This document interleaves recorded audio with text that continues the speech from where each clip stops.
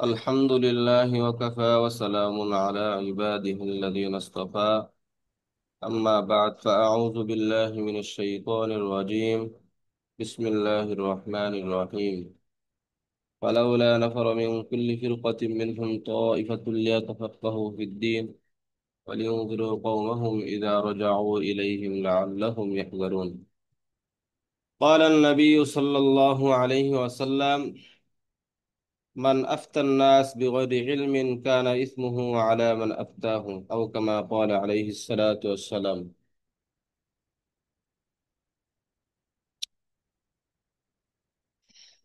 আমাদের আলোচনা চলছিল 123 নম্বর উসুল নিয়ে, কায়দা নিয়ে। আল হাকামু কাল কাজী।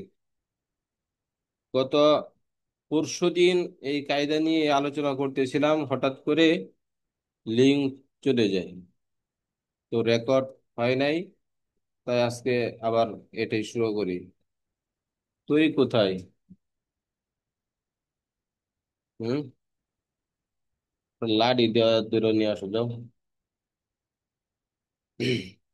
আল হাকামু কাল কাজী।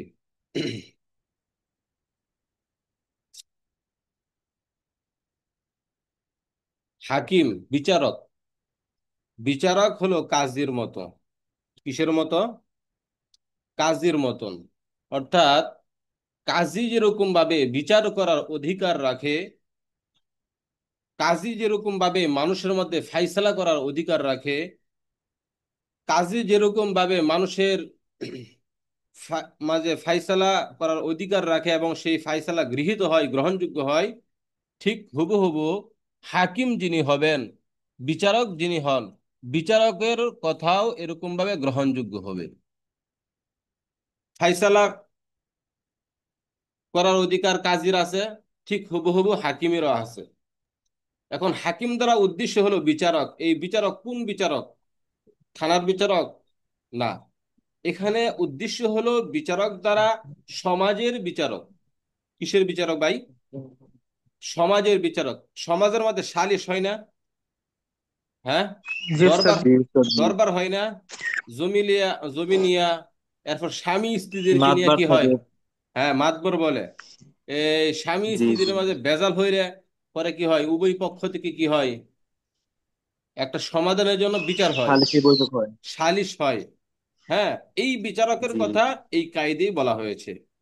তা আল হাকামু কাল কাজী।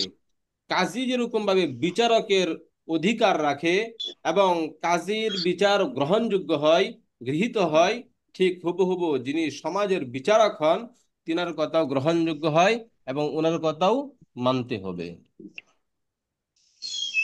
কাজী যেরকম ভাবে ফায়সালা, শাস্তি দেওয়ার উপযুক্ত, তিনি শাস্তি দিলে সেই শাস্তি গ্রহণযোগ্য হয়, ঠিক হাকিম যিনি বিচারক, উনিও দেখবেন মাঝে মাঝে সমাজের মধ্যে বিচার করে, ফায়সালা করে এবং কি পিটাও দেয়, কি করে না, ওইটাও গ্রহণযোগ্য হবে। তবে হ্যাঁ, কিছুটা পার্থক্য আছে। কাজী এবং হাকিম যিনি, উনার ওই দুইটার মাঝে, হাকিম এবং কাজীর মাঝে কিছুটা কি আছে? পার্থক্য। 10 মিনিট দাঁড়ায় থাকো,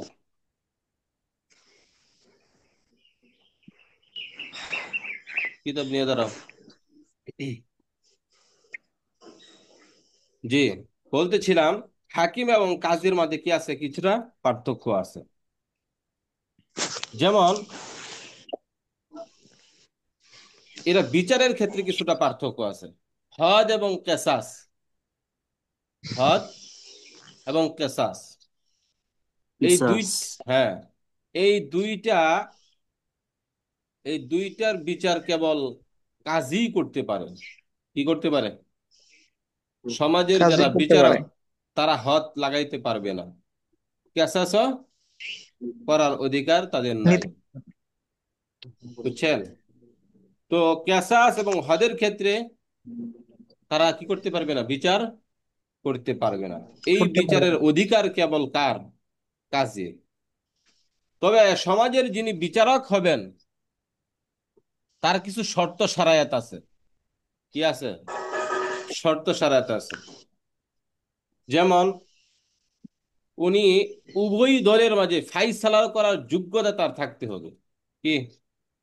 আপনি এমন এক ব্যক্তিকে নির্বাচন করছেন, টাকাওয়ালা ঠিক আছে, যদিও এলাকার চেয়ারম্যান থাকুক, কিন্তু তার ভিতরে কি নাই? টাকা আছে, এই জন্য সে চেয়ারম্যান বানায় দিছে, কিন্তু ভালো মন্দ বুঝার এবং উভয়ের মাঝে ফাইসলা করার যোগ্যতা নাই।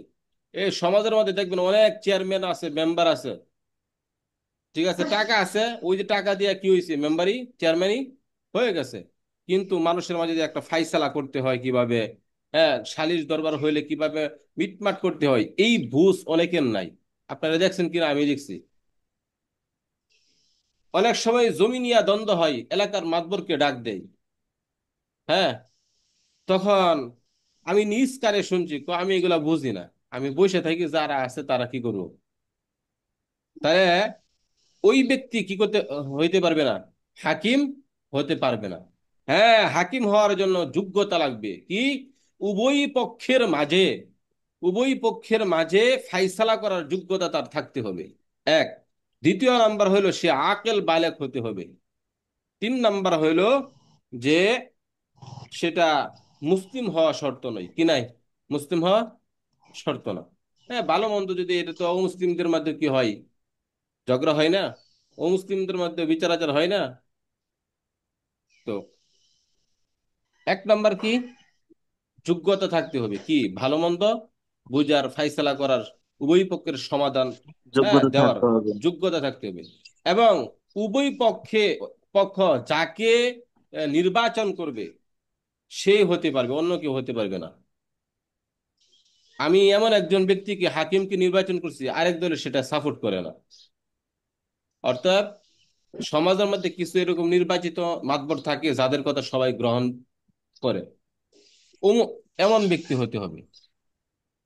তো আল হাকামু কাল কাজী, হাকিম কিসের মতো ভাই? কাজের মতো, কাজীর কাজের মতন। মতো। এখন এই সমাজের বিচারক যে, তার বিচার এটা গ্রহণযোগ্য হবে, কাজীর নেই, বসো, কাজীর নেই। তো এটা আমরা কোরআন দ্বারা বুঝি, কোরআনের মাঝে আছে, ফাবাসু হাকামাম মিন আহলিহি ওয়া হাকামাম মিন আহলিহা, আছে না, যে যখন স্বামী এবং স্ত্রীর মাঝে দ্বন্দ্ব লাগিয়ে যায়, স্বামী কয় তোর ভাত খামো না, তোকে রাখবো না, স্ত্রী বলে তোর ভাত খামো না, লাগে দ্বন্দ্ব, যখন এটা তাদের মাঝে বিচ্ছেদের কারণ হয়ে যেতে থাকে, তখন আল্লাহ তাআলা বলেন ফাবাসু হাকাম মিন আহলি ওয়া হাকাম মিন আহলিহা, যখন তোমাদের মাঝে এমন হয় যে তোমাদের মধ্যে বিচ্ছেদ হয়ে যাবে বাপ, তখন স্ত্রীর পক্ষ থেকে এবং স্বামীর পক্ষ থেকে, উভয় পক্ষ থেকে লোক নির্বাচন করা হোক, করে তাদের মাঝে যেন সমাধান নিয়ে আসে। এই সমাধান হইতে থাকবে, নাহলে কি হবে, ডিসমিস হবে। এই জন্য কোরআনের মাঝেও আছে যে উভয় পক্ষ থেকে কি লোক নির্বাচন করে তারা যেন মিটমাট করে দেয়, কি করে দেয়। তাহলে আমরা হাকিম যে, হাকিমের বিচারক যে গ্রহণযোগ্য, হাকিমের কথা যে গ্রহণযোগ্য, তার ফাইসালাও যে গ্রহণযোগ্য, এটা আমরা কোরআন দ্বারা বুঝতে পারি। হাদিসের মাঝেও আছে, কি আছে, আল্লামা হযরত সুরাইহ রাদিয়াল্লাহু তাআলা আনহু থেকে একটা কোল আছে। একবার আল্লাহর নবী সাল্লাল্লাহু আলাইহি ওয়াসাল্লাম উনাকে বললেন, তোমার সমাজের লোকেরা তোমাকে হাকিম বলে, বিচারক বলে, কারণ কি? তোমাকে বিচারক বলে ডাক দেয়, মস্তান বলে ডাক দেয়, মাতবর বলে ডাক দেয়, আছে না? এই মাতবর সাহেব কেমন আছেন, সমাজে আছে না ডাক দেয়, মাতবর সাহেব। আল্লাহর নবী সাল্লাল্লাহু আলাইহি ওয়াসাল্লাম বললেন, তোমার সমাজের লোকেরা তোমাকে মাতবর বলে, মানে আমি বুঝার কারণে এইভাবে বললাম। তখন তিনি বলতেছেন যে, ইয়া রাসূলুল্লাহ, ইন্না কওমি ইযা ইখতালাফু ফি শাইইন ফাআতাউনি ফাহাকামতু বাইনাহুম ফারাজিয়া আন্নিল আল ফারিকান। যখন আমার সম্প্রদায়, তারা কখনো অনেক সময় দ্বন্দ্বের মাঝে পইড়া যায়, কিসের মাঝে, দ্বন্দ্বে পড়ে, ঝগড়ায় পড়ে, তাদের মাঝে একে অপরের মাঝে ইখতিলাফ হয়, পরে ঝগড়া হয়। তখন আমি তাদের মাঝে বিচার করি, কি করি, বিচার করি উভয় পক্ষ। হ্যাঁ, ফারাজিয়া আননি আল ফারিকান, যে উভয় পক্ষ আমার বিচারকে কি করে, হ্যাঁ, গ্রহণ যোগ্য মনে করে এবং আমার বিচারে তারা সন্তুষ্ট থাকে। এই কারণে পরে নবী আলাইহিস সালাম বলেন, ফাকাল আলাইহিস সালাতু ওয়াস সালাম, মা আহসানা হাজা, এটা তো ভালো কাজ, কতই না ভালো কাজ, সুন্দর কাজ। তো হাদিসের মধ্যেও এই কথা কি আছে, স্পষ্ট আছে, যে বিচারক, আল্লাহর নবী সুরাই রাদিয়াল্লাহু তাআলাকে বললেন, তোমাকে মাতবর বলে, হাকিম বলে। তখন তিনি বলতেছেন, আমি বিচার করি উভয় পক্ষে, তারা আমার বিচারকে সন্তুষ্টি মনে করে এবং মেনে নেয়। নবী আলাইহিস, কত সুন্দর কাজ, মানুষের মধ্যে ফাইসালা করে দেওয়া, বিচার করা, ভালো কাজ। তো আমরা কোরআন দ্বারা, হাদিস দ্বারা বুঝতে পারলাম সমাজের বিচারক যারা হন তাদের কথা গ্রহণযোগ্য হবে, তাদের বিচার কাজীর কি হবে, ফায়সালা হবে। তবে একটা বিষয় হলো, কাজী যেরকম ভাবে নিজের সন্তান সন্ততি, নিজের স্ত্রীদের ব্যাপারে, বাবা মার ক্ষেত্রে বিচার করতে পারে না, হাকিম যারা সমাজের, সমাজের বিচারক যারা, তারাও যদি কোনো সময় তাদের সন্তানাদি, তাদের এই আত্মীয়, বাবা মা, এদেরও বিচার করতে পারবে না।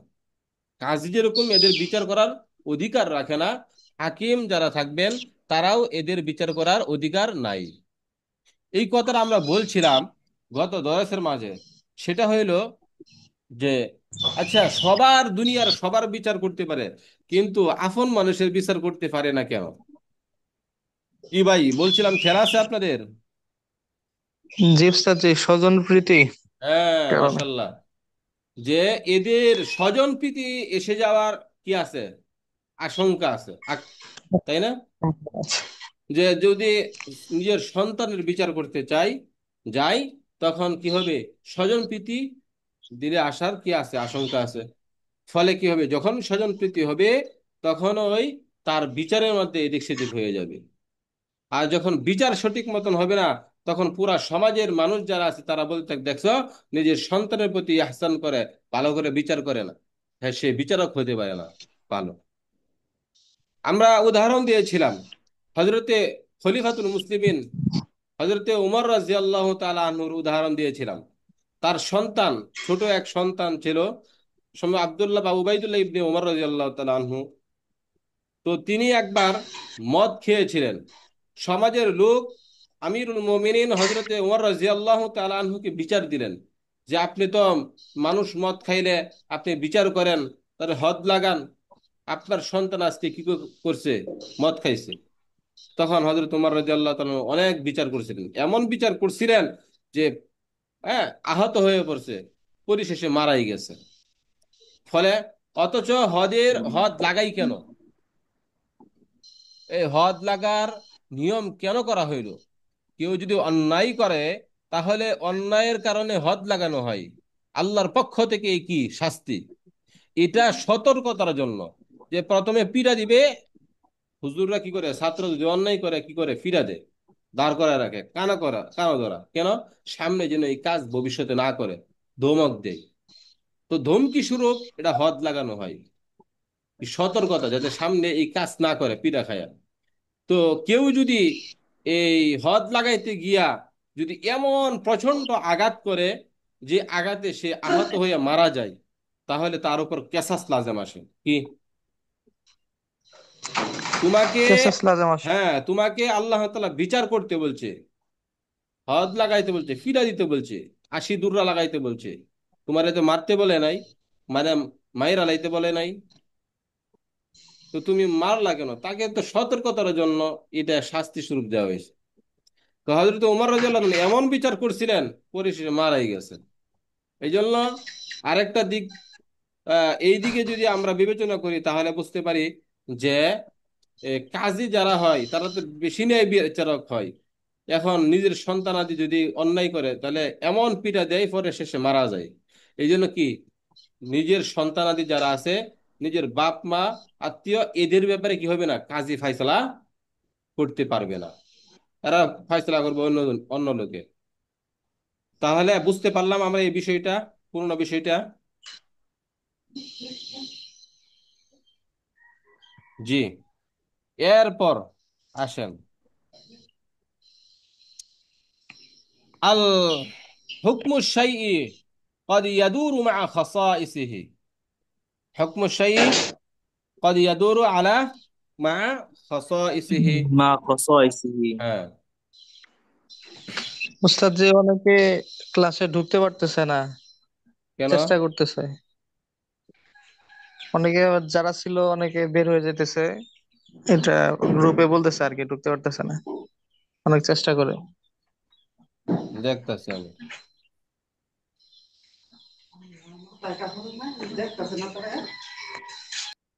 এখন ঢুকতে পারতেছে?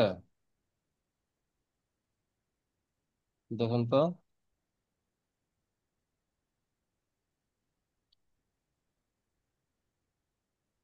জি উস্তাদ, জি এখন ঢুকতে পারতেছি উস্তাদ তো। জি, এখন ঢুকতে পারতেছে সবাই। জি আলহামদুলিল্লাহ।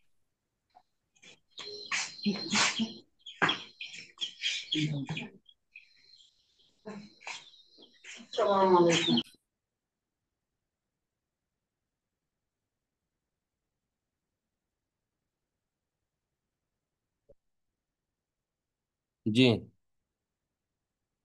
তো হুকমু শাইই قد يدور مع خصائصه. তো কোনো কোনো জিনিসের হুকুম এটা তার বৈশিষ্ট্যের সাথে আবর্তিত হয়। কি হয়?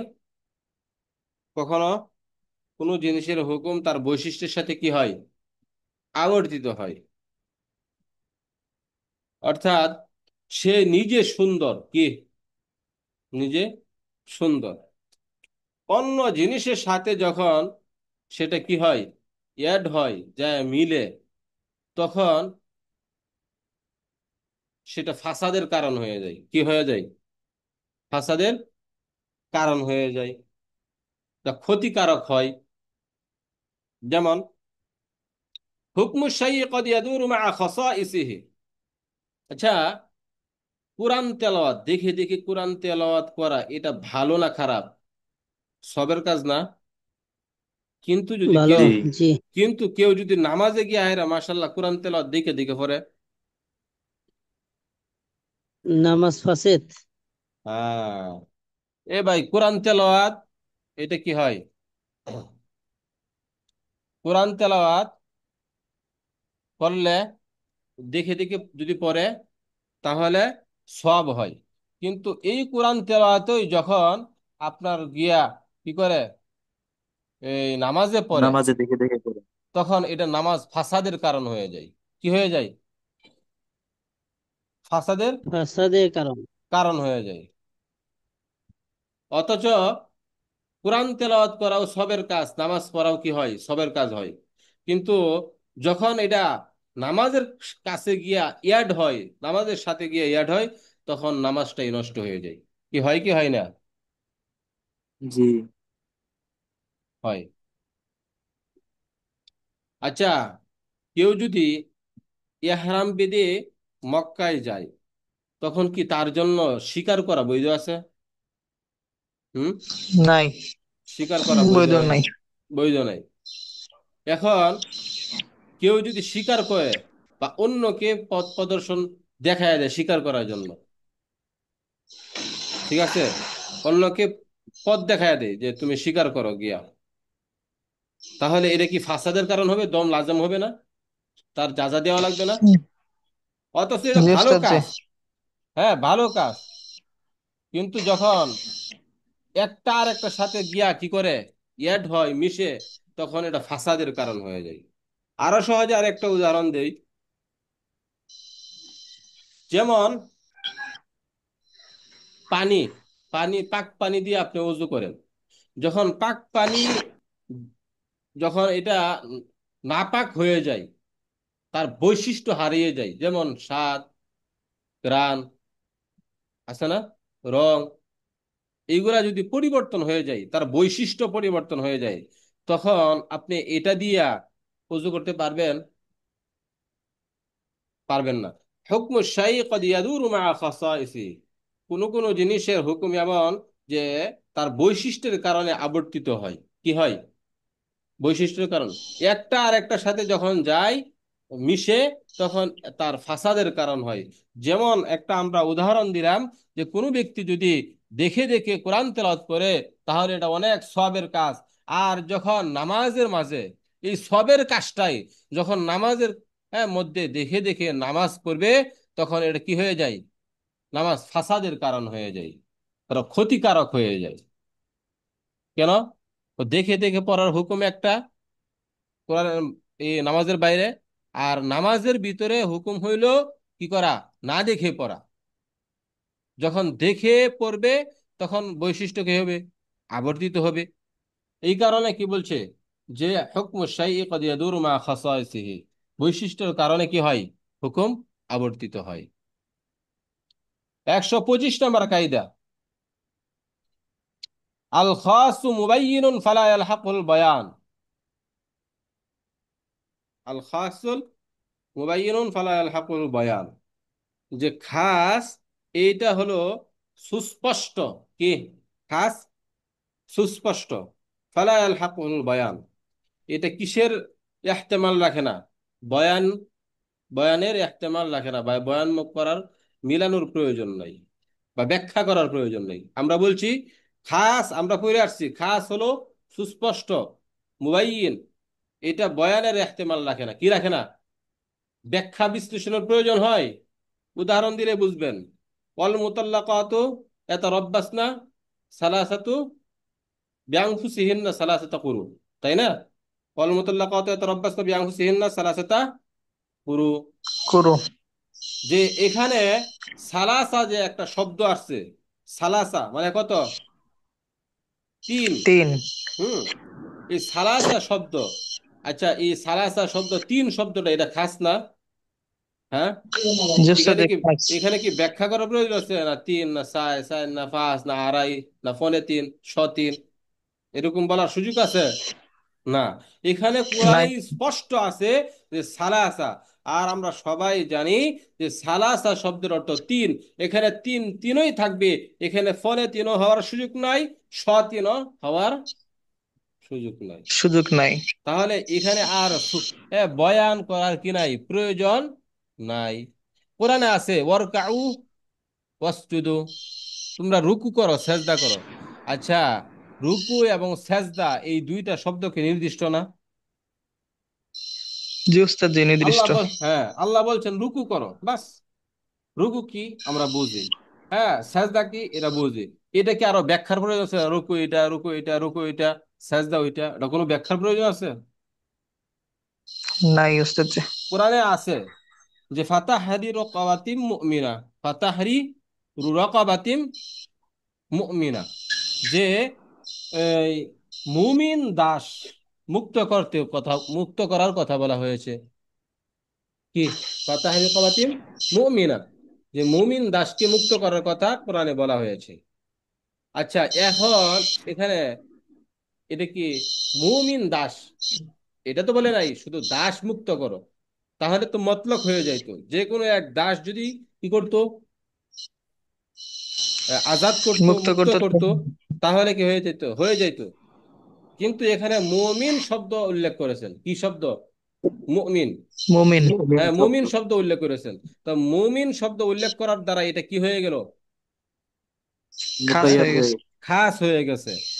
তাহলে আল খাসু মুবাইয়িনুন ফালা ইয়ালহাকুল বায়ান, খাস এমন একটা শব্দ যে শব্দটা কি করার, বয়ানের কি রাখে না। অপেক্ষা রাখেন। হুম, হাদিসে আছে, এতক্ষণ তো কোরআন দিয়া বললাম, হাদিসে আছে কি আছে? লা ইয়ারিসুল কাতিল, কাতেল, যিনি কাতেল, আচ্ছা হত্যাকারী কি সে কি ওয়ারিশ পায়? হ্যাঁ, ওয়ারিশ পায় না। এই বাবা, বাবার সম্পত্তি অনেক, কি বাবার সম্পত্তি অনেক, তখন বাবাকে বলে যে বাবা আমাকে টাকা দাও। তখন টাকা দেয় না দেখিয়া, তো তুই যেহেতু আমাকে টাকা দেসই না, তোর কাছে তো টাকা পয়সার অভাব নাই, হ্যাঁ লক্ষ লক্ষ টাকা মাসে কামাই করস, তো তোকে আর রাখতেছি না দুনিয়াতে, তুই মরে গেলেই তো সব আমার। কি?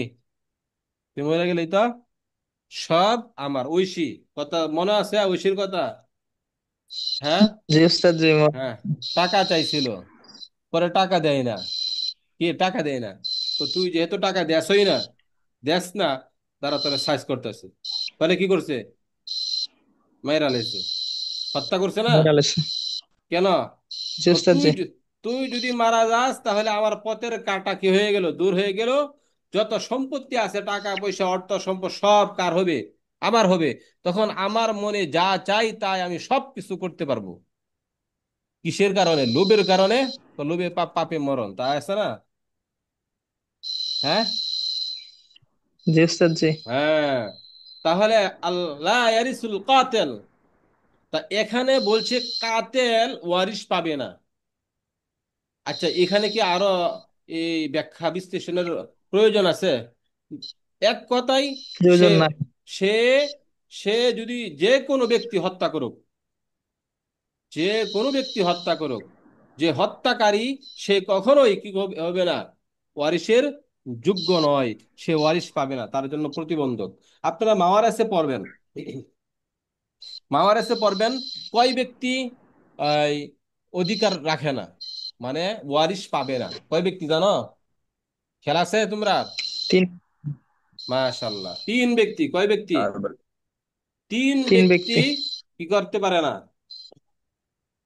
তার মধ্যে একটা হলো আল কাতেল, যিনি কাতেল, তিনি কি পারে না, ওয়ারিশ পায় না। ওয়ারিশ পায়। পায়। তাহলে এখানে আমরা বুঝতে পারলাম এই কায়দা দ্বারা, আল খাসু মুবাইয়ানুন ফালা ইয়ালহাকুহুল বায়ান, 125 নম্বর কায়দা। হ্যাঁ, হুম। আচ্ছা, সাথী ভাইয়েরা, এখানে দেখেন, এই কায়দার শেষে র শব্দ উল্লেখ আছে, এই র দ্বারা কি উদ্দেশ্য বলেন তো? হুম, ভুলে গেছেন? এগুলো তো জানা থাকতে হবে। আল্লামা আমিনুল ইহসান রহিমাহুল্লাহ এখানে র দ্বারা কি উদ্দেশ্য নিলেন এবং কোন দিকে ইশারা করলেন?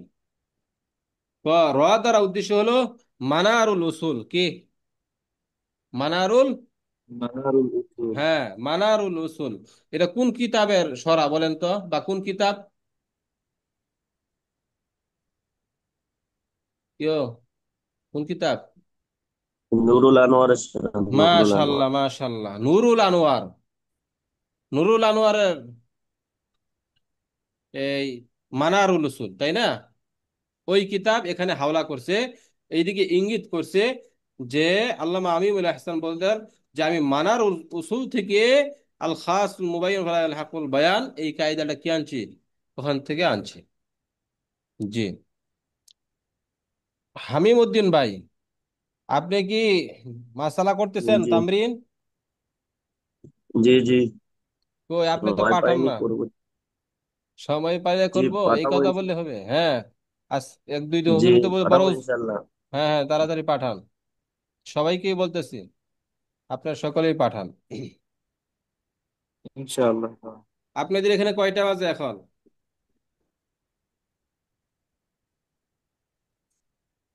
আপনি তা কলকাতা? 58। 58 বাজে। আপনি কলকাতা থেকে জি আছেন জি তাই তো নাকি? জি জি জি। আহ, আপনাদের দেশের অবস্থা কি ভালোই? জি ভালো, আলহামদুলিল্লাহ, আমাদের এখানে সমস্যা নেই এখন। সমস্যা সমাধান হয়েছে তো? হ্যাঁ, জি জি। আচ্ছা, ঠিক আছে। আচ্ছা, পরে কথা বলবো, আগে কায়দাগুলো শেষ করতে থাকি। 126 নম্বর কায়দা, খবরুল আহাদ ওয়ারাদা মুখালিফান লিনাফসিল উসুল লাম ইকবাল, বা ইকবালও পড়তে পারেন। যে খবরুল ওয়াহেদ আহাদ, খবরে খবরে ওয়াহেদ, খবরে ওয়াহেদ ওয়ারাদা মুখালিফান লিনাফসিল উসুল।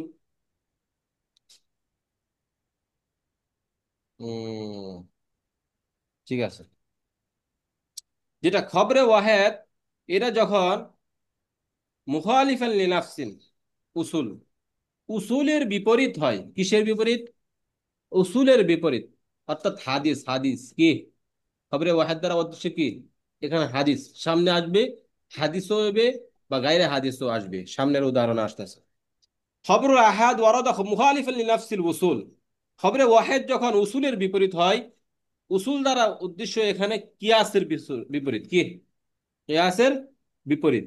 যখন কিয়াসের বিপরীত হবে খবরে ওয়াহেদ, লাম ইয়াকবাল, সকল এটা গ্রহণ করবে না, গ্রহণ লাম ইউকবাল, গ্রহণ করা হবে না, কি তখন এটা গ্রহণ করা হবে না।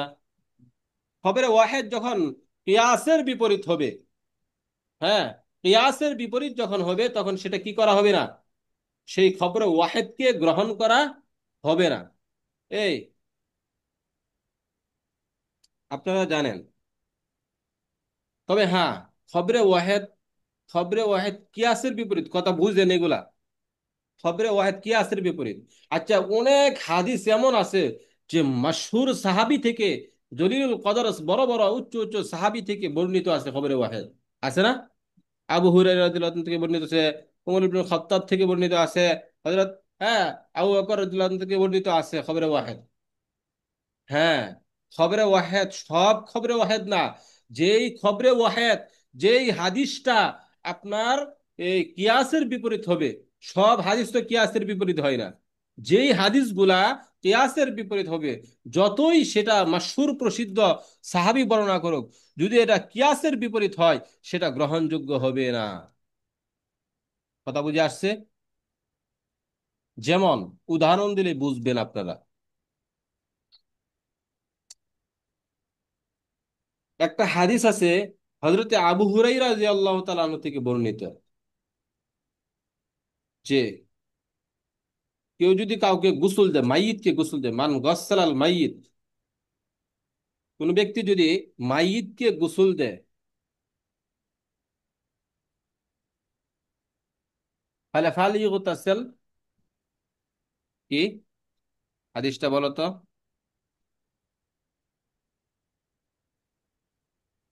বুঝলে গেছেন আপনারা? আচ্ছা, আমারই বলতে হইব, ঠিক আছে বলতেছি, দাঁড়ান।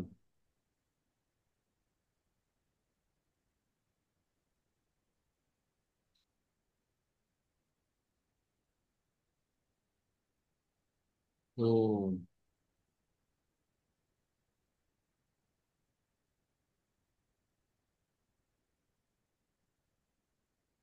আচ্ছা ধরেন, কোন ব্যক্তি যদি গোসল দেয় তাহলে তার উপর গোসল করতে হবে, হ্যাঁ, এবং যিনি, এরপর আর একটা কি আছে উদাহরণ, আচ্ছা এটাই ধরেন, যে ব্যক্তি গোসল দিবে, মাইয়িতকে গোসল দিবে, তাহলে তার উপর আবশ্যক হইল গোসল করা। আচ্ছা, এই যে একটা হাদিস, এই হাদিসটা হযরতে আবু হুরায়রা রাদিয়াল্লাহু তাআলা আনহু থেকে কি বর্ণিত। তো এই হাদিসটা খবরে ওয়াহেদ, কি, কিন্তু এটা কিয়াসের বিপরীত। এ ভাই, তুমি নাফাক, হ্যাঁ, এখন যদি আমি তোমাকে কি করি, গোসল দেই, তাহলে আমি নাফাক হয়ে যাবো? এটা কি আছে, কি করে কিয়াসের দাবি, কিয়াসি এটা গ্রহণ মনে করে না, যে আমি আর একজনকে গোসল দেব তাহলে আমি নাপাক হবো কিয়া? নাপাক তো সে, তাকে আমি পানি ঢেলে ঢেলে দিলাম, হ্যাঁ, তার নাপাকি যদি আমার শরীরে লাগে, সেই নাপাক পানি দিয়া দৌতা করে দেব, কিন্তু গোসল করব কেন? তো এটা কিয়াসেরই বিপরীত, যে কিয়াসেও এই কথা আহ, মনে করে না, দাবি করে না যে আহ, গোসল করা, যে গোসল করতে হবে। হাদিসটা দেখে নিন, মান গসসালাল মাইয়িত ফালইগতাসিল ওয়া ওয়ামান হামালা ফালইয়াতাওয়াজ্জা, যে ব্যক্তি বহন করে, বহন, লাশকে বহন করে না, তাহলে সে ওযু করবে, ফালইয়াতাওয়াজ্জা, সেই জন্য কি করে, ওযু করে। আমি বহন করছি, তাহলে আমি ওযু করবো কেন লাগি? এই একজনকে বহন করলে ওযু জাগা, ওযু যা হদসের কারণে, তাই না? তো আমি মাইয়িতকে বহন করলাম, এই জন্য আমার কি ওযু যাবে গা? এটা কিয়াসেও কি করে, কিয়াসের দাবিও, যে এটা কি হয় না, গ্রহণযোগ্য নয়। তাহলে এখানে যে হাদিসটা বলা হলো হযরত আবু হুরায়রা রাদিয়াল্লাহু তাআলা আনহু থেকে হাদিস, যে ব্যক্তি গোসল করাবে মাইয়িতকে, তার জন্য গোসল করা আবশ্যক, যে ব্যক্তি বহন করবে তার জন্য ওযু করা আবশ্যক, তাহলে এরা কিয়াসে দাবি করে না, এটা